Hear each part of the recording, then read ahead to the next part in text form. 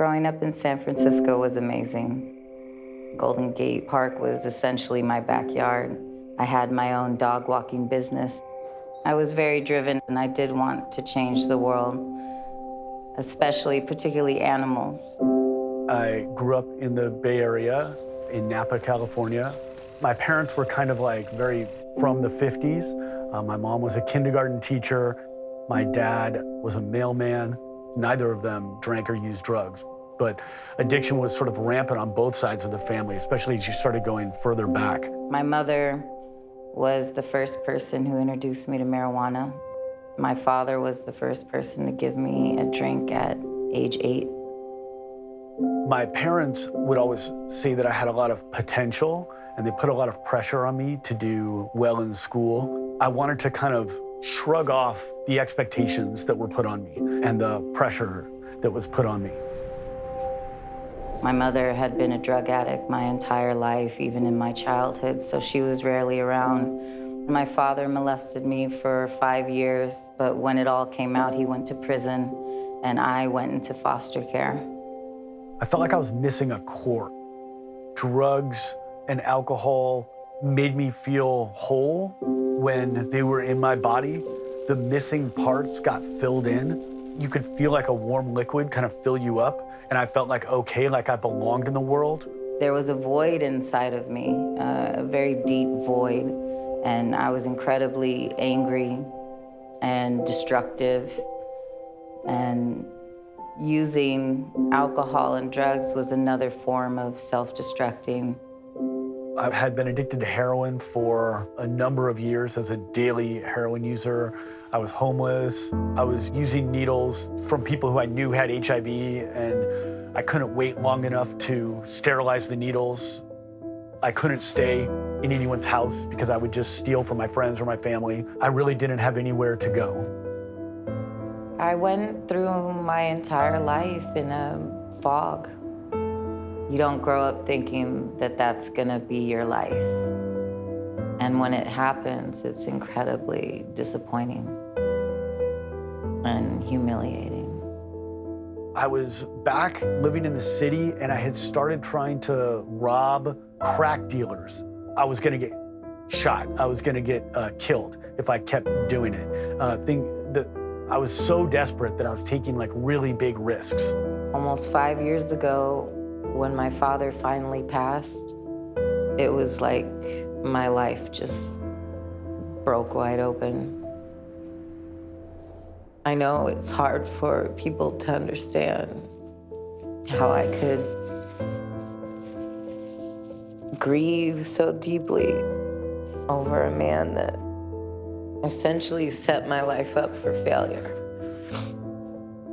But when you come from such dysfunction and abusive people, you pick the best out of all of them. And he was. So when he died, it felt like I died. It felt like a quest for oxygen. I mean, it felt like, you know, I was looking for food or I needed to breathe. My husband and I had gotten into a fight, and the police were called. When that happened, the boys were taken. My husband left.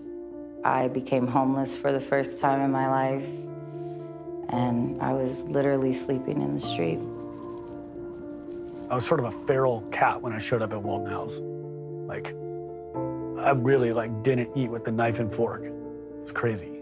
From the first meeting that I had, the staff told me to just be quiet and stop talking. My whole way of surviving and modus operandi was through my gift of gab and spinning reality to get what I needed. And it was the first time somebody said, we don't even care what your name is, because you'd lie to us about what your name is. We know who you are, because you're just like us, and just sit down and be quiet for a minute. And nobody had ever talked to me like that, and that worked for me.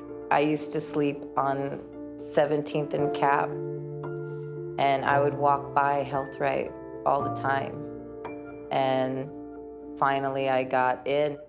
They accepted me into their house knowing that I was a righteous thief, that I would take anything that wasn't nailed down, that I was unemployable. I was the last horse that anyone would bet on, or I was the last person that anyone was going to invite into their house. I was all problems coming in, and they were like, come on in. And I completed 90 days of inpatient treatment. And what I liked especially was they had the dual diagnosis aspect, which was very suitable because my mental illness fuels my substance use. They taught me to keep a calendar. They taught me to how to clean my room, how to grocery shop, how to write a check, everything, all the life skills that I know how to do, I learned at Walden House. My life's a lot different now. I manage all the treatment courts in the East Bay. I'm right in the heart of changing the criminal justice system from the inside. I changed the way the judges think about the people that would go through HealthRIGht 360. I changed the way that prosecutors think about the people that would go through HealthRIGht 360. I don't know where I would be without HealthRIGht. I can't even imagine because it was so incredibly bad before I came here. Maybe I would be homeless. Maybe I would be dead. Maybe I would still be using and have lost my children forever. There is no doubt in my mind that I would be a dead person at 24 without HealthRIGht 360. I was one random encounter away from being killed. I came from a very unhealthy and unstable family and always wanted to find a family where I fit in, that was healthy, that offered support, and I found that through HealthRIGht.